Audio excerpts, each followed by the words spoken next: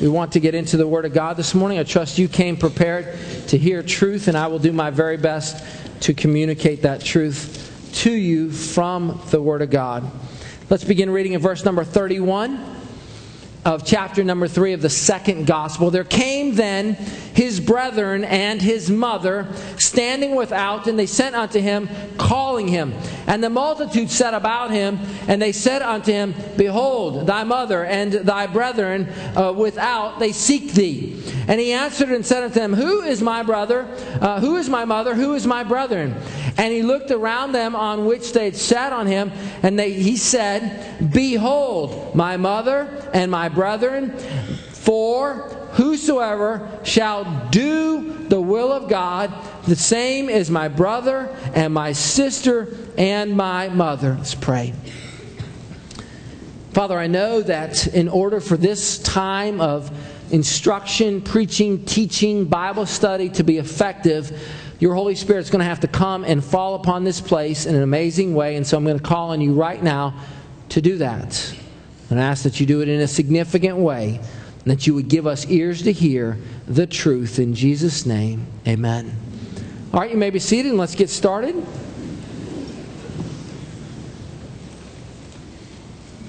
Verse number 31. There came then his brethren and his mother standing without, and they sent unto him, calling him. So let's get the context right in our mind. Jesus the teacher is seated or standing, and around him are a multitude of people, and they're seated and they're listening to the greatest prophet they've ever heard teach truth. And they're on the edge of their seats, and they're taking in every word that he says, and they're in tune with what Jesus communicates. And suddenly his mother and his brother show up, and they're on the outside, and they say to him, hey, they're out there, and they want to communicate with you. Your mother and your brothers are outside. And the expectation is that he'll stop teaching and now take care of his mother or his brothers. But Jesus doesn't do this. Instead, he asks this question, who is my mother and who is my brother? And so instead of engaging mom and the brothers, let me use this as an opportunity to teach, is what Jesus does. So he asks this critical question, who is my mother and who is my brother? And you say this morning, why should I be concerned about that? And here's my response, because brothers don't send brothers to hell. Because brothers don't send brothers to hell. What kind of brother would I be if I would send my brother Scott to hell if I had the power to send him or not to send him? You would say you're a wicked man to send your biological brother to hell. You love your brother. You're crazy about your brother. Why in the world would you send your brother to hell? And so this is the critical point here. Are you a brother in Christ? Are you a sister in Christ? This is very important. Please notice what's happening here. People are sitting about him and they are listening. These people are attentive to the words of Jesus Christ as they listen to what they now see as the greatest prophet ever to speak. No one spake the words that you spake. No one taught the way you spoke. And so notice, they are listening to Jesus. Don't this morning think of yourself as a brother of Christ if you don't give a rip about what he taught. Don't call yourself a brother in Christ this morning if you don't care about the Gospel of Mark.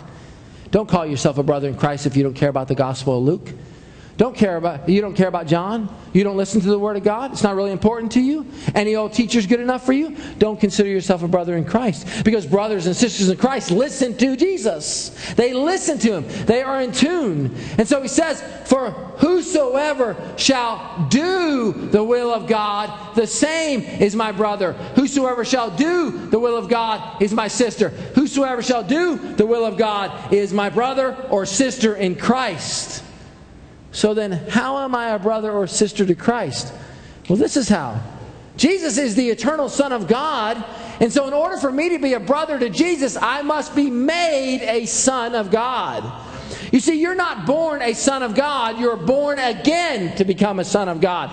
You're born again to become a sister of God. You're born again. You're not born a brother of God, a son of God. This is a second birth. So does the Scripture teach that there's something I can do to become a son of God? Well, let's take a time to turn to John chapter 1 and remind ourselves of what the Word of God says. John chapter number 1.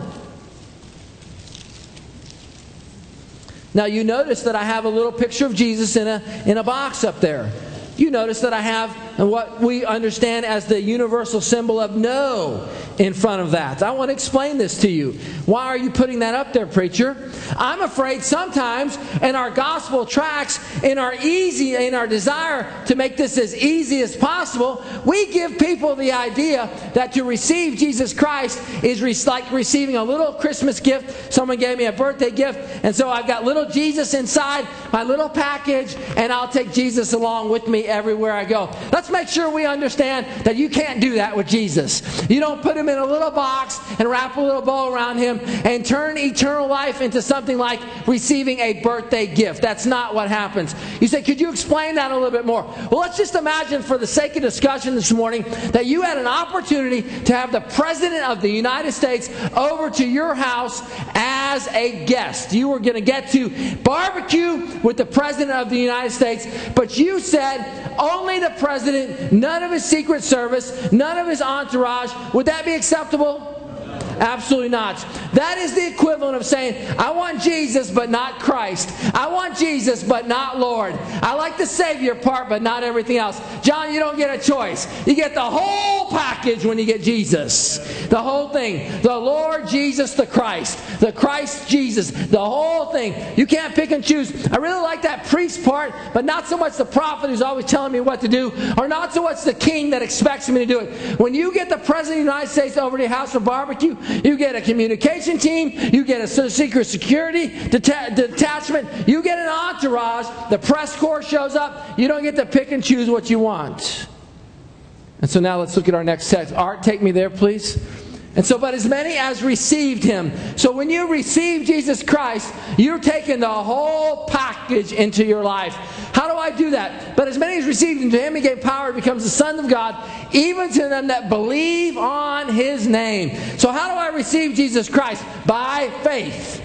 By faith, I take Jesus into my life. By faith, I embrace Jesus. I love him as Master, King, Lord, Savior. He is my all. I treasure him. I'm crazy about him. I take possession like a big hug around this massive tree in which I just want to embrace with my entire life. How do I do that? The answer is by faith. I do it by faith, by believing on his name. But you say this morning, you say, wait a minute, preacher, many say that they believe, but they don't act like sons and daughters of God. I know lots of people who say they believe, and I know the life they live. I know how they are at work. They don't act like sons of God. They don't act like daughters of God. And they say they believe, and here's my response to you. Jesus agrees with you. Jesus says, you're right.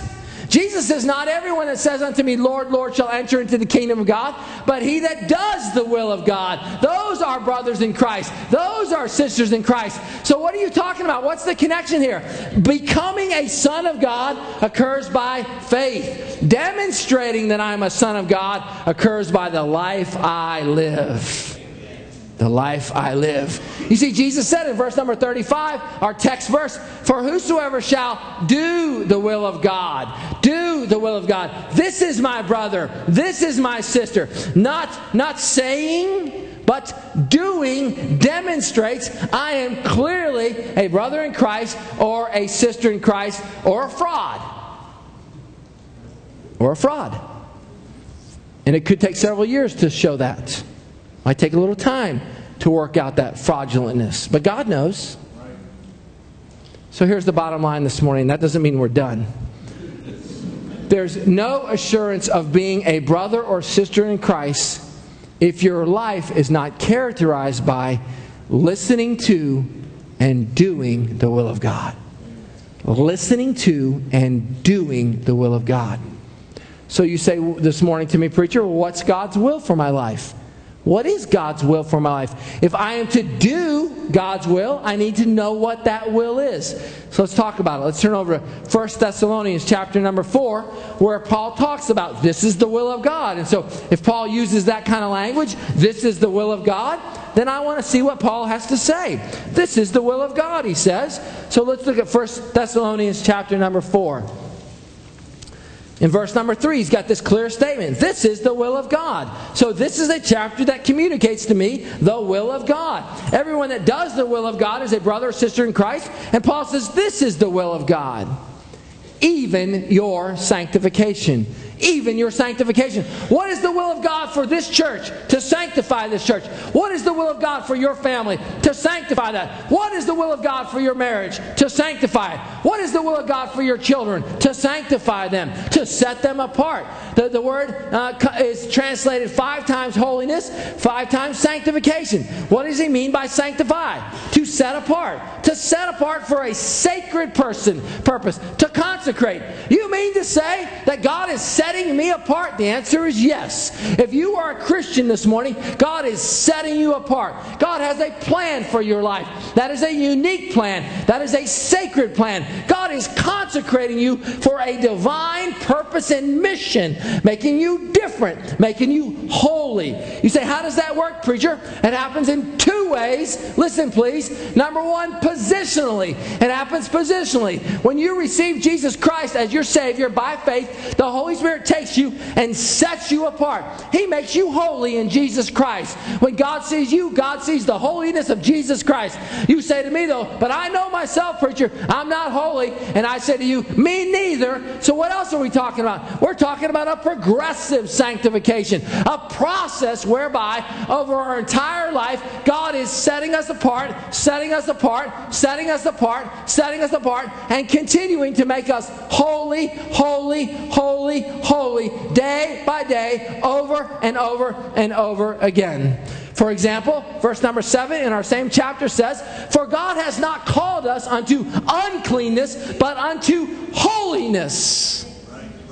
And I want to stop right now and say, it seems to me that the Church of America has forgotten that God is calling His people to live holy lives. We are not supposed to think like the world. We are not supposed to vote like the world. We are not supposed to act like the world. We are not to smell like the world. We are not to look like the world. We are supposed to be different, set apart, consecrated, purified, holy. So let's talk about this word, sanctify. One man gives us a good definition. He's dead. His name is Anthony Hokuma. Sanctification is the gracious operation of the Holy Spirit involving our responsible participation, by which He delivers us from the pollution of sin, renews our entire nature according to the image of God, and enables us to live lives that are pleasing to God. So I would submit to you this morning, if you have no desire to please God with your life, plan on going to hell. You say, I cannot believe you're being so harsh. I can't believe that I'm not saying it more often.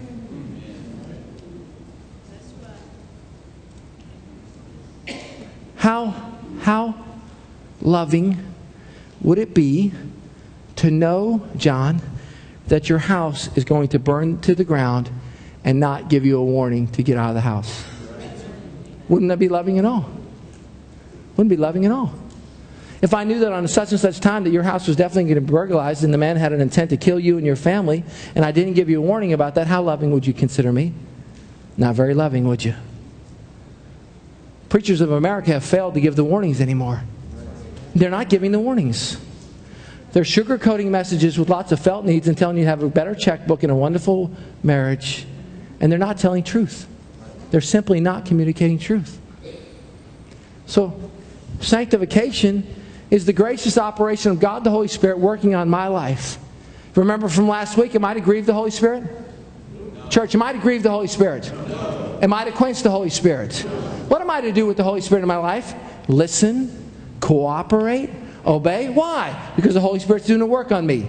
Philippians 1:6, He which began a good work will perform that work. So we're talking about this incredible relationship whereby I submit to the Holy Spirit's leadership in my life, and He continues to conform me to the image of who? Christ. That's right. So that I look more and more and more like my brother. So let's notice, please. For this is the will of God, reading from verse number 3, even your sanctification. that you should abstain from fornication. This is the will of God. Be sanctified. Now let me define it one more time. Let me narrow it down. This is the will of God. Big picture. Narrow it down a little bit more, Gary. Sanctification. Narrow it down a little bit more. Abstain from fornication. So let's get into this. Why doesn't Paul talk about love like Jesus? I want to go to a church that's loving. I want to talk to a church that's kind. And here's my response to you this morning. He is talking about love. He is talking about love. When he says, this is the will of God, even your sanctification, that you abstain from fornication, he is talking about love. You said, I don't want to go to a church like that. I want to go to a loving church. I want to go to a kind church. Really? Is that really where you want to go? Do you really want to go to a church in which your husband never gets an admonishment to be faithful to you? Do you really want to go to a church in which your husband is given free liberty to go and have as many illicit relationships as he wants under the banner of love? Is that really the kind of church you want to go? I want to go to a church in which we just love God and everybody loves God. Is that really the kind of church you want to go to? You see, we're dividing. Churches are dividing on this line. There are churches that still hold to sanctification. There are churches that still hold to living a holy life. And those churches are being classified as hate churches. This is a hate crime. This is taking a hard stand. There are other churches, they say, we're a loving church. Everybody's welcome in our church. We have a large tent under our church. Wait a minute, how loving is that really? How loving really is that? Let's get into that. I say this, I speak to this because I've been asked this question. Preacher, do you hate those kind of people? Are you kidding me? Last Sunday night, someone put an anonymous note under my door and said, Preacher, if your son became a homosexual, wouldn't you still love him? You better believe I'd still love him. Nothing would change my love for my son. I'll go to the dead, to the grave loving my son. Nothing would change that. But you tell me something. What kind of hypocrite, compromising hypocrite would I be if I would flip on the Word of God on one day because of immoral behavior of my son? What kind of hypocrite would I be? Pam and I would keep loving our son through that sin. Let's talk about this word, fornication. It occurs 26 times in your New Testament. It's a Greek word and it's pronounced porneia. Porneia. Mike Perez, it's good to have you home. How long are you home for? 3 more days. 3 more days. Well, I praise the Lord you came in for a Sunday morning service for those days. Keep safe, brother, downrange, doing your job. Porneia. Porneia. Porneia is a Greek word. It means illicit sexual intercourse. Fornication is how we translate it in the King James. It's sexual immorality. How do I avoid porneia? Paul tells us very clearly how to avoid porneia, and I'm going to draw it on this board for you. I'm going to help you understand. How do I avoid porneia? What is porneia? I want to give you a graphic illustration right here with some stick figures on how to avoid porneia right here on this board right here. How do I avoid this? How do I avoid porneia in the 21st century? Well, let's get started. I'm going to give you a picture of how to avoid it. Number one, according to Paul, okay, one husband and one woman. We'll put a male up here, and we'll put a female, and we'll give her a pretty polka dot dress. And that's how we know she's a female. Because she looks like a female, acts like a female, she's got earrings on, nice hair, and she's a female. That's one female, one male, and Doug, we're going to unite them in holy matrimony. Holy matrimony. Holy matrimony. Before God, in a covenant relationship. One male, one female, in holy matrimony. Look at the text. Nevertheless, to avoid fornication, let every man have his own wife, and let every woman have her own husband. This is, please notice, this is his wife. This is her husband. They are united in holy matrimony right here. This is what it looks like right here. These are my incredible artist skills right here. All right, now listen. If you decide to introduce anything else into that equation, you've just crossed the line, Bill, into fornication. If you decide to bring a DVD into that equation, and that DVD has a person on it, you've just added a third person, and you're now into fornication. Porneia. If you decide you want to add another little honey, man, you got a little cutie at work, and you're going to have a relationship this way and this way, you have crossed the line into fornication. And may I remind you that he that does the will of God is a brother and sister in Christ. He that does the will of God is a brother and sister in Christ. And this is the will of God, even your sanctification. That you abstain from fornication. If you decide to bring a laptop into that equation, and in that laptop there are images of a third person or a fourth person or multiple people, you've just crossed the line into fornication. You've just crossed the line. Porneia is the Greek word where we get the word porn from. Porn websites, pornography. Nevertheless, to avoid fornication, let every man have his own wife, and let every woman have her own husband. I need to let you know very clearly, it does not say spouse of spouse. That is not what the Scripture says. That is not what the Scripture says. And if you've got a gender-neutral Bible like a TNIV, and they decide to make this gender-neutral, and you've got spouse of spouse, throw that thing away. Amen. Throw it away. You cannot change her and turn her into a dude and be okay with that. You say, I can't believe you're preaching this morning. I can't believe the number of Christians that are wavering on this issue. That's what I can't believe. I can't believe the number of notes I get underneath my door whenever I talk about this. I'm not sure what you think I should be talking about. Great day in the morning. By the way, why don't you sign your note? Amen. I don't get to preach anonymously. I got to stand up here and say what I want on the Worldwide Ed. Why don't you sign your note? I don't get to go around with anonymous notes. Every time I open up my big mouth, you know what I'm saying. No need for those amens on that big part. Unbelievable. So this is how we avoid fornication. The line represents holy matrimony. Hey, dads, watch your daughter. She's got no business being in the backseat of an automobile with another guy. No business whatsoever. Hands off. So porneia is not limited to being intimate with someone else's married male or female. Porneia includes all sexual sin outside the bounds of one man, one woman joined in holy matrimony. At the present time, there are 6,800 gay-affirming churches in America. 6,800 gay-affirming churches in America, and they are increasing every single day. These churches, you would never hear a message like this. In these churches, your son or daughter would never be encouraged to marry the person that God intends them to marry, a male if they're a female, and a female if they're a male. These churches don't encourage that kind of stuff because they cannot preach God's word like this. Fornication is not limited to the LGBT movement. Someone sent me a text after my sermon. I like texts because most of the time I can figure out who it is, so at least it's not anonymous. And this is what they said.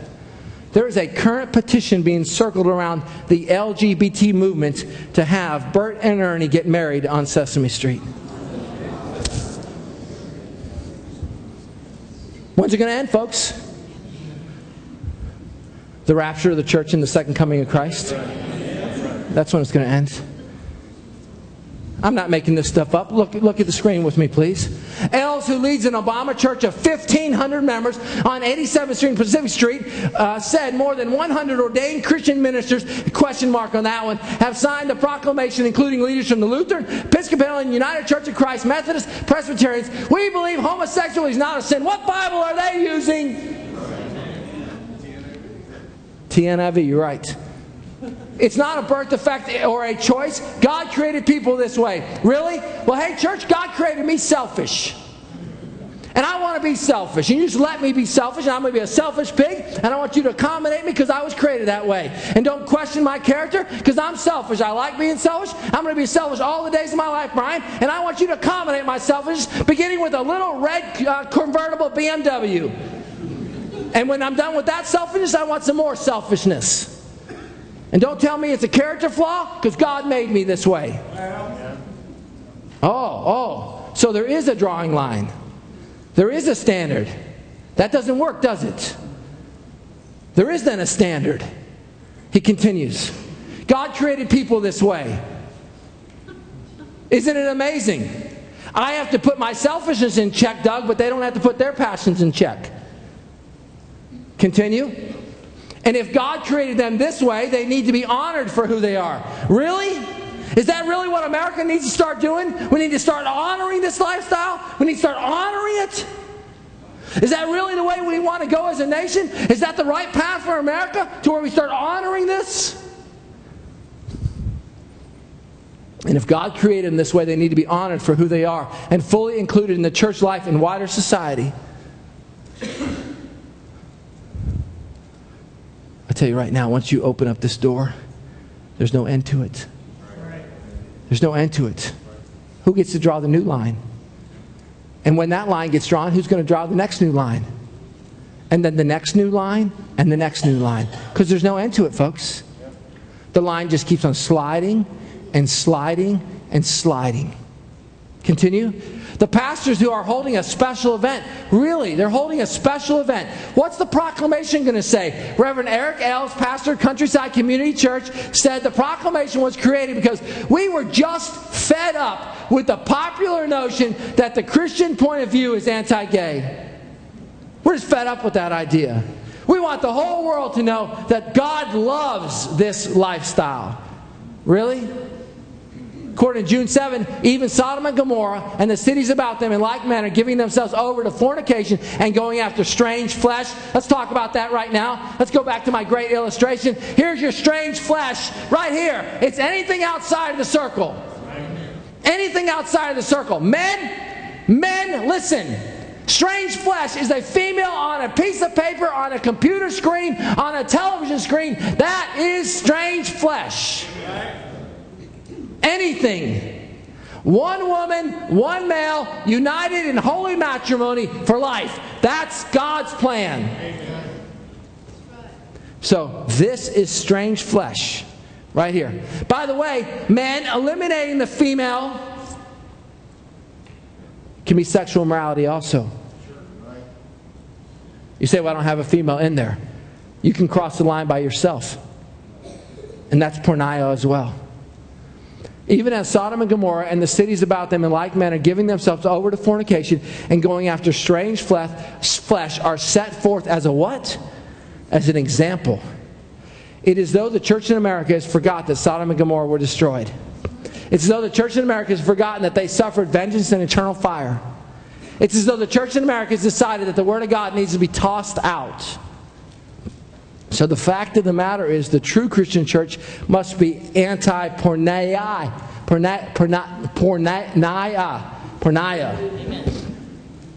Say it that many times, maybe you listen.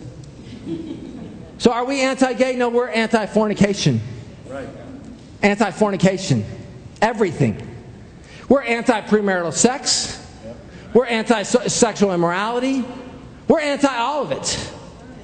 Really? That anti? Yeah, we believe God had the right. Right. What is that? One woman, one male, united in holy matrimony for the rest of their life. That's God's plan. God's plan is for my son to find a cute little woman, get married, and they're supposed to have lots of grandchildren. That's God's plan. That's God's plan. God's plan is for your daughter to marry a born-again, believing male who will become the spiritual leader of the family and lead them to have lots of children. That's God's plan. Everything outside of that circle is not God's plan. Right. You say, is that hateful? No, that's loving. That's loving. How in the world is that loving? Because the very lifestyle that we're talking about brings with it so many consequences that every single child needs to be encouraged to get in God's will and stay in God's will. Because the blessings of God are found in God's will. Amen. Ephesians 5:3 says it like this. Paul again says, but fornication and all uncleanness or covetousness, let it not be once named amongst you. Once named amongst you. If Pastor Sean Harris crosses the line, you all collectively, you fire me. Fire me. And if you're wavering about it, go back to this day and watch the sermon to remind yourself what I said. Because your responsibility is to hold the line. Amen. To hold the line. To hold the line. And the line is, let it not be named once among you. Not named once amongst you. You say, are you concerned about this? Well, look at these numbers with me. In the year 2008-2009, Pew Research reported that 40% of mainline Protestants approved of gay marriage. 40%. 40% of Protestants approved gay marriage. 1 year later, maybe 18 months later, 8-point increase. An 8-point increase. David, that should be of great concern to every single person in this room. What's it going to look like in 2012? Is it going to be 57%? Is it going to be 59%? Will it be 60%? Where is it going to stop? This is the piece of paper I crumbled it up, and I couldn't find it on my screen, so I'm just going to have to stand here and stare at it. Don't do this in public speaking. This is not how you do in public speaking. Never turn your back to the audience. All right. Leaders of the Presbyterian Church USA voted Thursday to allow non-celibate gays in committed relationships to serve as clergy. It's a step that could make the church one of the most gay-friendly major Christian denominations in the country. Really? Are we still going to call it Christian? A separate vote is expected later on whether to change the church's definition of marriage from between a man and a woman to between two people. Presbyterians are rolling over in the grave if they could roll over. We talked to 2 different Presbyterian denominations to see what they think about the issue. The First Presbyterian Church in downtown Knoxville is part of the USA Church, who is taking a second look at their same-sex marriage policies. William Pender, the senior pastor of First Presbyterian Church, says, we're a large tent church, and there's a lot of things under that tent. We're willing to stay together, even in disagreement. Really? How big is your tent going to become? How big is it going to become? Dr. Wilson, will it get so big that you don't even have to affirm Christ anymore? Because the tent gets bigger and bigger and bigger? There's no end to it. Teenagers, your life is going to be different than our lives at the rate we're going. The agenda of the world that you're going to be in is going to be a different world than the one we're living in. Pender reminds us that there have been historical changes in the life of his church. For example, women and divorcees were once unable to leave, but now that's accepted. He believes whatever stance the elders take on same-sex marriage, his church will honor. Pender says, our elders trust when they get together, they listen to that spirit. What spirit would that be? Great day in the morning. What spirit would that be? Because the Spirit of truth who is spoken to this word right here says that God's will is even your sanctification, that you abstain from fornication. Sure enough, right? That's God's will. Right. Don't you ever forget when you start listening to that still small voice that your heart is deceitfully wicked and that nobody can know it, according to Jeremiah 17:9. So that still small voice will justify anything. It'll justify divorce. It'll justify extramarital affairs. It'll justify that magazine that you can't get rid of. It'll justify that porn site that you keep going to because you tell yourself, God understands me. He knows that I need a little bit more than the average guy, and so God's okay with this. No, He's not.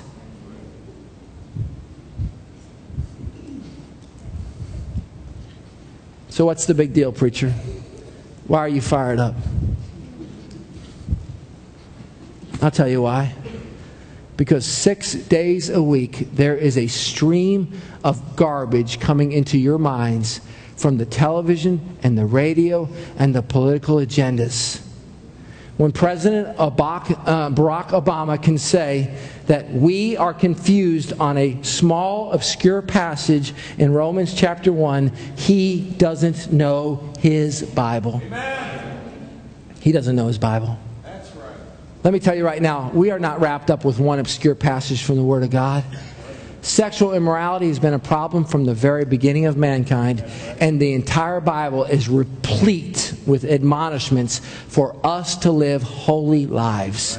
One man, one woman, united in holy matrimony. It wasn't God's plan for Solomon to have lots of wives. It wasn't God's plan for David to have multiple relationships. That wasn't ever God's plan. God's plan from the very beginning was demonstrated in the Garden of Eden when He gave us Adam and Eve. That was it. And they had children. He could have introduced 3 people into that equation if He wanted to, but He chose not to, as a perfect picture of Christ and the church. And I'll show you that in a few minutes.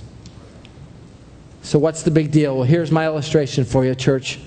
Young people, would you please listen to your pastor who loves you and cares about you? I believe with all my heart in my measly 46 years of living that there is a tsunami building right out there. That the LGBT movement is like a tsunami. Let me explain this to you. If you were a fisherman 3,000 miles away from the coast of Japan, you would not encounter a 100-foot wave. That's not how a tsunami works. Study it out with me this week. It's a large wave, but it's not very high. It has a rolling effect to it. It's not huge. It's a lot of power, but the power is underneath the surface. And it builds as it draws closer to its point of destination. It builds. And only until it gets into the shallow land does the height of the wave get to where it is. I believe with all my heart that the LGBT movement is a tsunami awaiting to destroy America. We are right there. And where the tsunami is, here or here or here, I don't know. But I will tell you right now, it's out there. It's out there. Now I want to ask you this question. What kind of pastor would I be if I knew that a tsunami was coming to Myrtle Beach and I wasn't screaming to you, get away, get away, get away, get away? I do not understand why people ask me or ask others, why does the pastor hate gays? I do not hate gays. I am anti-Porneia. I hate all sexual immorality. I hate it in myself. I want to keep myself pure. I want to keep myself focused. I don't want to think thoughts that are impure. I don't want my son thinking thoughts that are impure. That's why he has covenant eyes on his computer, and that's why his computer is locked down with parental controls, because I know that there is a tsunami out there. There's a tsunami out there. And I have a responsibility as a pastor to protect this flock, and as a father to protect my son as best I can. You say, can you perfectly protect him? No, I can't. But I sure can sound the alarm. I can sound the alarm. I can let them know there is a wave coming. There's a wave coming. There is an agenda out there. Isn't it amazing how men have always understood that they have a responsibility to protect their 14-year-old from that 17-year-old who wants to date their daughter? Don't you see that we have the same level of responsibility to protect our nation from that 17-year-old LGBT movement that is seeking to destroy America? I don't understand how people who call themselves God-fearing Christians are throwing in the towel on this idea. I don't understand it. Don't you see, my brothers and sisters in Christ, that God's best for you is found in one husband, one wife, crazy about each other? That's God's plan. And moms and dads, you should be reinforcing that every single day. Son, I expect you to get married to a woman, and you are going to love her, and you're going to be crazy about it. The idea of even crossing the line into something other than that is completely off limits. It's off limits. Does that mean you hate them? No. No, you love them. You love them immensely. So let me give you some very quick reasons. Reason number one, why do we fight for this? Why do we stand for this? Why do we make a big deal this morning? Why do we wish that every member of Berean Baptist Church would listen to this message? Because only males and females can produce children a society needs. That's all. That's it. Illicit relationships don't produce children. You know what they produce? Abortions. Happily married couples very seldom abort children. Happily married couples very seldom abort children. You know who aborts children? Illicit relationships, Motel 6 events, back of the vehicle stuff when the girl's 13 years old. That's how children get aborted. Say, what's the big deal? Societies need children. We need children. America will not do well. Who will America fight World War III with?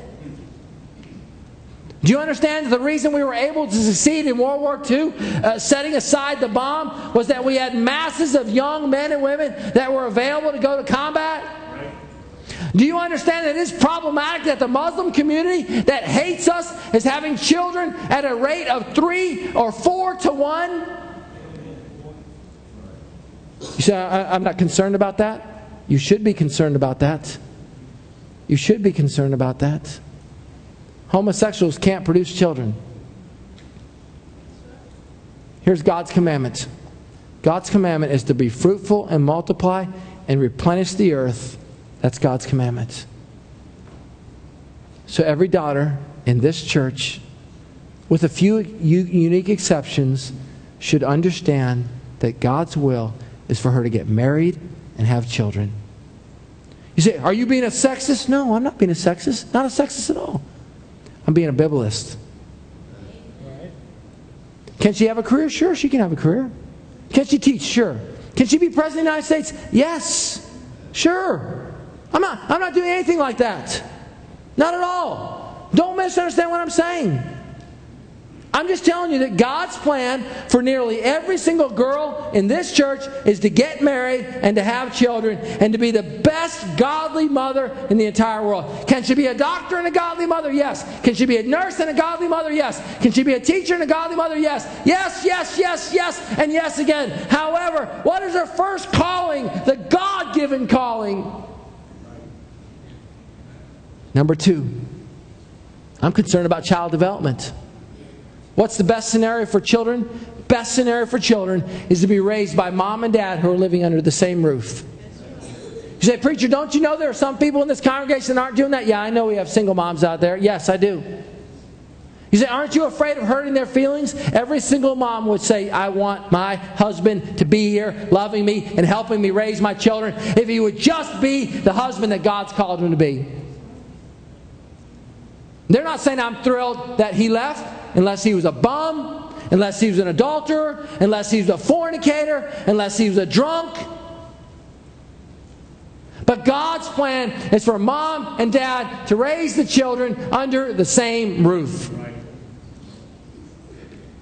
And again, how loving would I be if I would allow my fear of offending a single person to not sound the alarm to every teenage girl and every teenage boy that God's plan is for you to marry one woman and stay married for your entire life.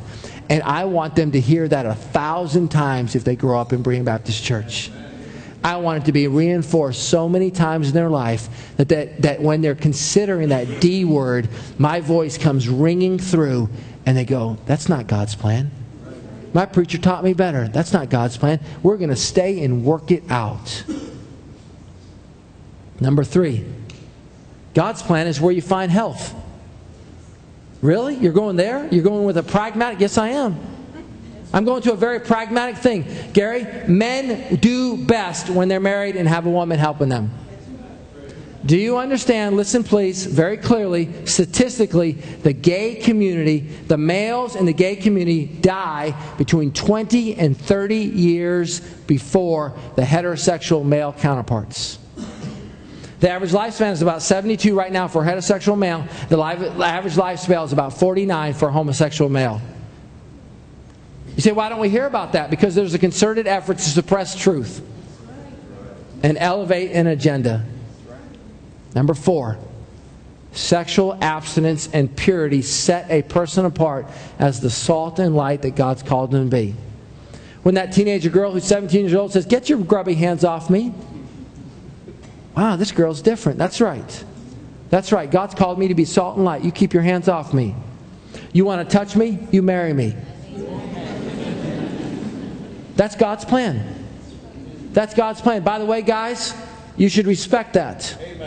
You should respect that. You should say, wow, this girl's different. This girl's special. I've never met a girl like this before. That's right. She's a born-again, Bible-believing, Christ-exalting, God-glorifying, gospel-centered Christian.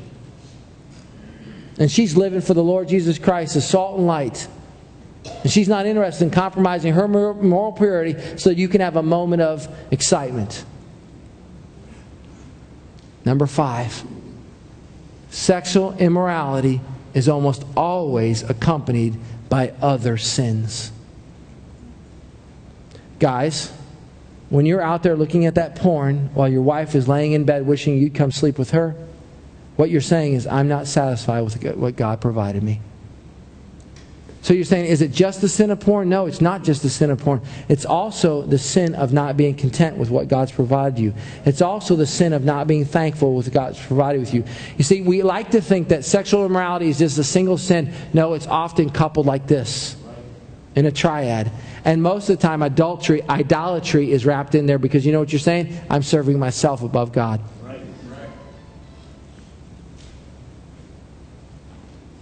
And number 6. Turn to Ephesians chapter 5 and we'll be done. Why is this so important? Why should the preachers of America jump up and down and holler and scream and run and spit and do whatever they can to get your attention? Why? Paul explains it to us in Ephesians 5 and we'll be done. Preacher, I want to do the will of God. The will of God is even your sanctification, that you would abstain from fornication. That's the will of God. So now let's look at Ephesians 5.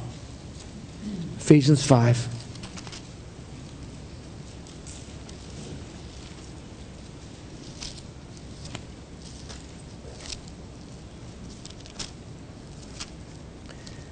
We want every single male in this room to get married and to marry a female and to love her like Christ loved the church. We want every single female to marry a solid male in this room unless God leads you in a unique and special way. And here it is right here. Verse 31. Our author is Paul, and he's writing to the church at Ephesus. And this is what he says. For this cause shall a male or a man leave his father and mother, and shall be joined unto his wife, and they two shall be one flesh. This is a great mystery, but I speak concerning Christ and the church. Let's make sure that we understand that the reason marriage is so important, the reason we are jumping up and down about marriage, the reason we are promoting marriage, the reason we're saying marriage is one male and one female, is because of what it pictures. The reason we cannot compromise on this in any way, shape, or form is because God ordained marriage as a perfect picture of Christ and His bride. And the church is the bride. The church is the bride. And Christ is the groom. And every single time we hold a marriage ceremony in this sanctuary, we are silently preaching the gospel of Jesus Christ to you. We are communicating to you and all the masses and everyone who will watch on the internet that this is a glorious picture of Christ and His church. And that this idea of Adam and Eve, God giving to Adam a bride, Eve being given to Adam, was only a foreshadowing of what's going to be the most glorious wedding in the history of the universe, when God gives His Son, His bride, His incredible Gentile bride made up of all those who are born again, past, present, and everyone yet to be saved, are all part of this glorious bride called the church. And Jason, two dudes doesn't give picture of that. A female and a laptop computer doesn't give picture of that. A female and a DVD doesn't give picture of that. A female and a nasty magazine doesn't give picture of that. A dude on a cell phone talking to some female in New Jersey paying $25 an hour doesn't give picture of that. The picture of Christ in the church is found in one thing and one thing only: Christ and the church male and female in holy matrimony. That's the glorious reason why Sean Harris and every Bible-believing, Christ-exalting, gospel-centered preacher must jump up and down and say, this is where we draw the line. Let's pray.